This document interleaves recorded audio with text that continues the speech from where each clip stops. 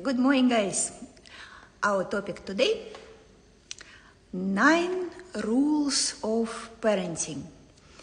Yeah, it's going to be not so much as a strict rule, but rather some points from my experience, some observations, what really works long term for us as a parents related to our children. And it's my observations not only based on interaction with my child, but also seeing a lot of my clients growing up and a lot of their memories about their childhood and my own, how we want to be grown up. Good morning. Sorry for being late. My mornings here in Himachal is always unpredictable adventure. Chasing my dogs, chasing some wildlife, and I'm chasing after them. So that's our plan for today. I want to give you this integrated picture of the parenting without micromanaging. Many years ago, some of you guys followed me for this kind of parenting ideas as a mom of Shannon, right? So, of course, now I want to believe that I grew up out of this and as a coach for grown-up people, moms and dads. But at some point in the beginning, I think you all remember and you all used to like it. So, my plan for today, to give you everything in 1 hour and to give you so much that in the end of this 1 hour, you're going to say, wow. I want you to say, wow. And I also want you to say, then Kat, what are we going to discuss in October? And I will tell you, there is more. That's my plan for today. Because, knowledge, depth of the knowledge is always, it's infinite, right? It depends on the depth. And today we go maybe on snorkeling level. Still very interesting and very beautiful view at the snorkeling level. And in October, we're going to dive into scuba. Okay? In the same topics about being a parent or being senior to somebody, junior in your life. Maybe if you're not a parent, you can use the same skills to your team members, to your clients, even to your boss if he hired you as a professional. Okay, so that's the plan.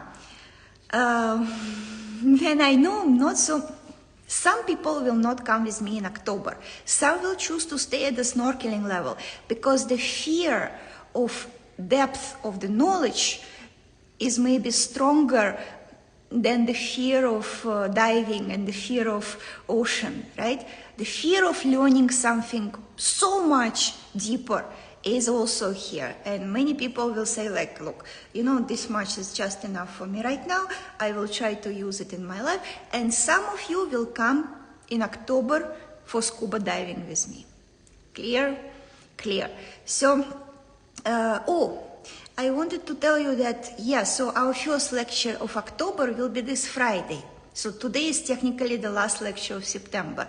And many of you guys will watch this video, not who here with me, but who is watching it right now on Saturday, Sunday, because it's a bonus video. So if you still want to join October Club, you can still do it until Tuesday. On Tuesday, I will close the link, I will close sign up. So if you're watching it Saturday, Sunday, I'm okay, you can still join Club for October.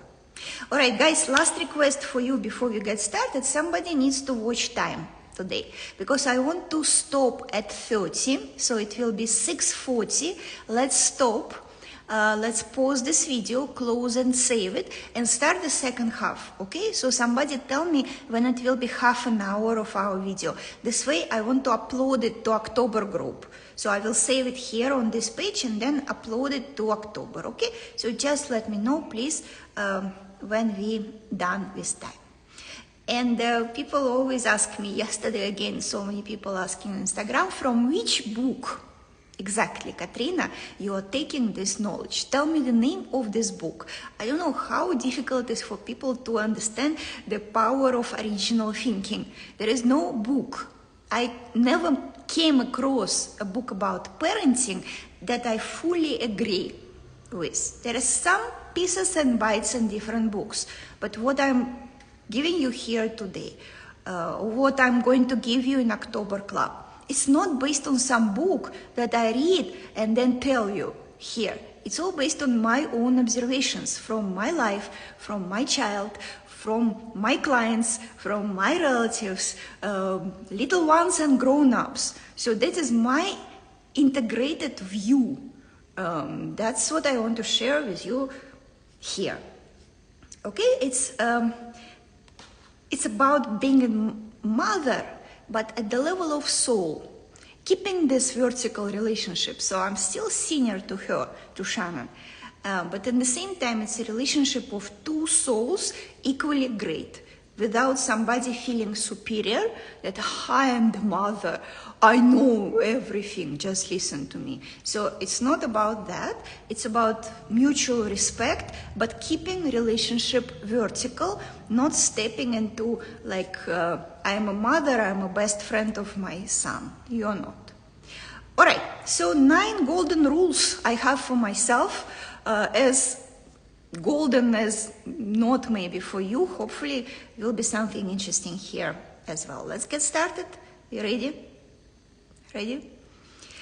Ready to get started? I was very excited about this lecture. I prepared it for quite a long time. So point number 1, or rule number 1, be honest with your child. Be honest with your child. Not lie. Not try to hide something important or something that you think your child better not to know. Protecting your child from disappointments of life, from scary things in life, that is also a lie.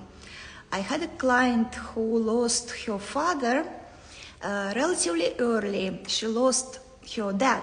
My client was a grown-up woman with baby. She lost her dad when he was 50 years old only, very early, and in a very dramatic way. He died in fire.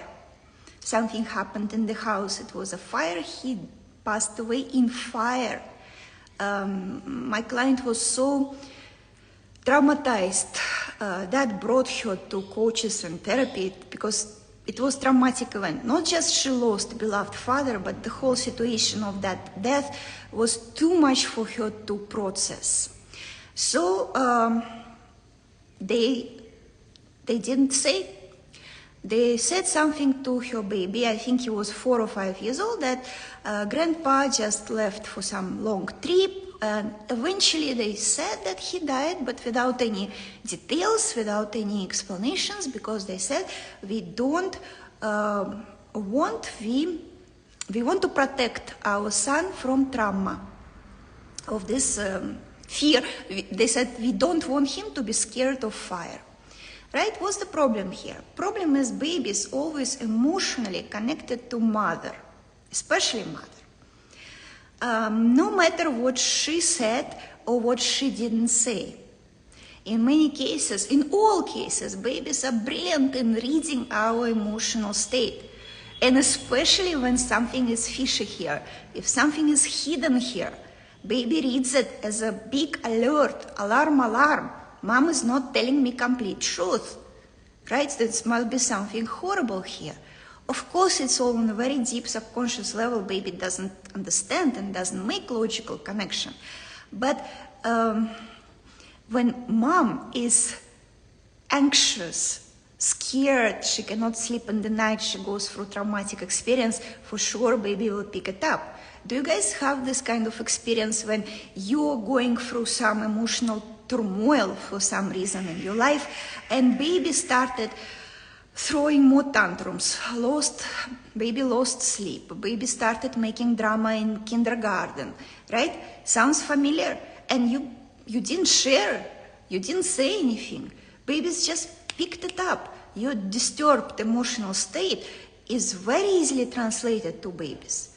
And the smaller they are, the more they connected with you. Only with you. Father can have so many problems in the office, but if you are used to it, if you're kind of, okay, cool, yes, I know you always have problems in the office, come here, have some chai.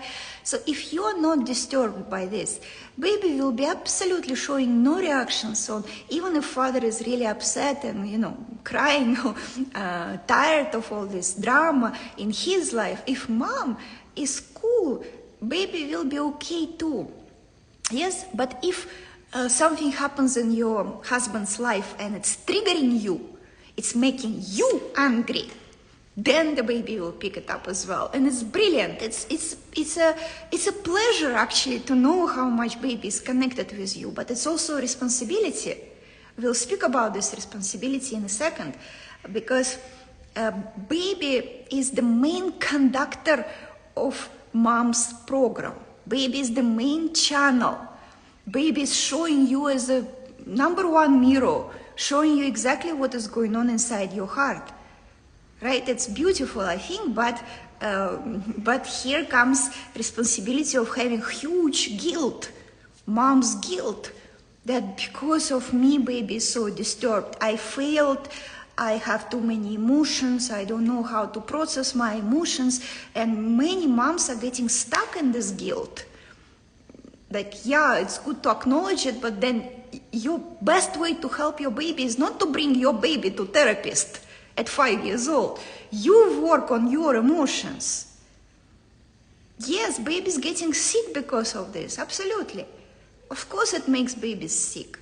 So about the story with fire, when mom was trying to keep her son calm, while she was going through dramatic experience in her life, using professionals to help her,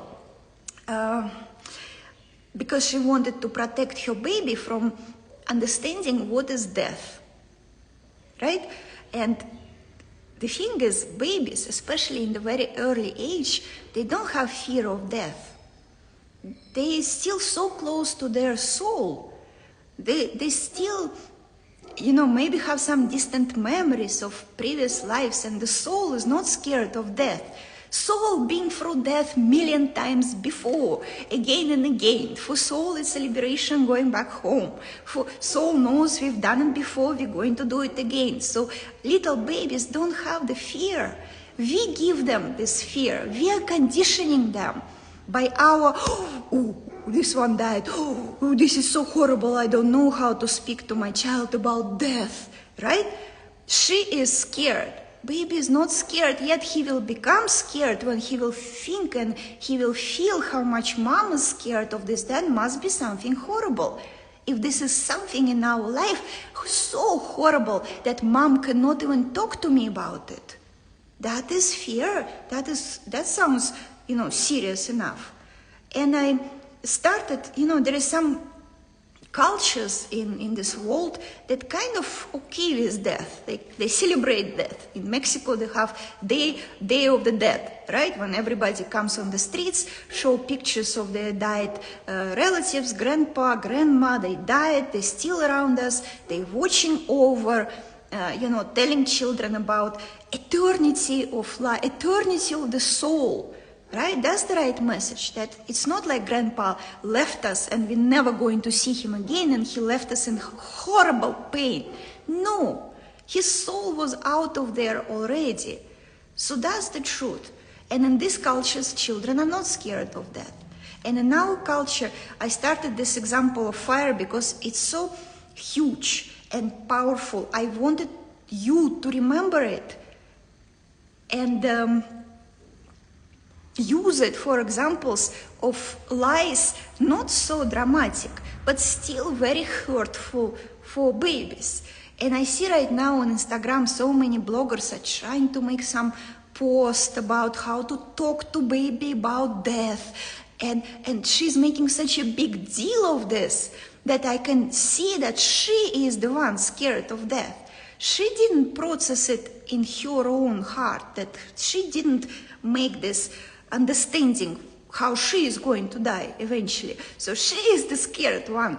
And that in this attempt, baby will remember not her wise words, okay, this is how death is working, but baby will pick up her fear. And certainly after this talk or even before this talk and just about mom being so excited about death, baby will start feeling it, having scary emotions about death as well. Before that, if mom is truly, have this strong conviction how soul is traveling from where it's coming, where it is going, then in this family, baby will not have this issue as well. Okay? So what happened to that family? Son started having nightmares about fire, about dying in fire. No one told him. I checked in recently, he is probably like 7, 8 years old. Still they didn't tell him nothing about it. He is simply having nightmares in his dream about fire. And this is difficult, and this hurts him because grandpa died and his soul probably didn't even experience that horrible flames, right? Usually our soul, when it gets to this situation, goes out very quickly, up and down. Okay, body hurt, but soul is out there. But baby has to live through this every night in his dream. He somehow read it from his mom that there is something horrible related to fire. So our best attempts, if they go through lies, they don't work. It could be better to explain that, yes, it's very difficult for me, I lost my father. I'm working on this, right? But his journey ended here, but he's still out there. We certainly will meet him once again. He's watching over you. All these wonderful things that she could have discussed with her son that helped him to have bigger picture of this life without nightmares, right? So apply it to every situation. Maybe it's not so horrible. Maybe it's just the difficult questions that babies ask us. Babies always ask very uncomfortable questions, and we don't have to be so literal in our explanation of baby is asking where children coming from. No need to go all details into how father has his penis and mom has vagina. No, please. Baby will be like, can I please unhear it? Like, I don't need to know this. But again, explain it in some spiritual level that there are two souls meant for each other, and they found each other, and the connection is so strong. Explain to them about all these things that we talk about a couple. And when couple is so strong, God gave them a baby, to the broad soul of the baby to them. So this is kind of explanation suitable for like 3-4 years old, right? It will give him or her the strong feeling of me too. I also can aspire for that, to meet my soul somewhere, to make a careful choice, to consider pros and cons, and finally meet my one. I can do it too. So that's the right message. Of course, if your 10-year-old asking about the same thing, you can give a little bit more biology here as appropriate. But you decide, but don't say all this cabbage and where babies found, right? I know sometimes some things today I will tell you obvious, but forgive me, I want to just give completely holistic view, because most common example maybe when you're hiding some emotions from baby. When, let's say, your mother-in-law comes to visit you, goes to your kitchen and rearranging every fucking plate, yeah? Because she's trying to make better arrangement that you are. And you are super triggered by this. You like she's pushing all your buttons. You are enraged and triggered, but you are trying to be a good girl, hiding everything inside. Your daughter is coming asking, Mama, are you okay? You saying, yes, dear, everything is just fine. Yes, of course she can see how disturbed you are. So that could be a brilliant kind of moment for you to use it as like parenting example, how to deal with the emotions in the right ways. Explain to your daughter that yes, grandma came and she I did something in the kitchen that actually I didn't like, but I was too shy to hurt her feelings and tell her no right away. I couldn't find the strength in me to tell her how much I don't like this arrangement in a calm way. I could not. So instead I was silent, and now I understand that I was actually wrong in this, because I feel really, really bad right now. Inside my heart, I'm feeling really, really bad. That's what's going on. And next time, maybe when grandma will come, I will tell her that please, Mommy G, please keep my mess in the kitchen. Yes, I understand that you feel it's a mess, but for me, this mess is actually okay. It's working okay for me. So next time, my dear daughter, I will try to be a little bit more precise in what I say to different people. It's not grandma's fault. You're not pointing fingers here, blaming such a bad grandma, behind her back. You're being honest about everything that happened. That grandma had the best intentions, but her best intention didn't work for me, and I was silent, and that was not right. And that's why I'm feeling so bad right now, and I can do better.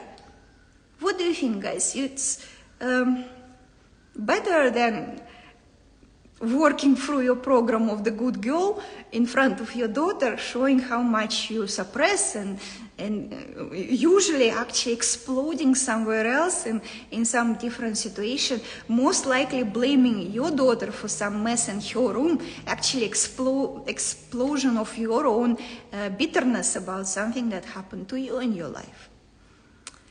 Sometimes a little light bulb yes, helps me too.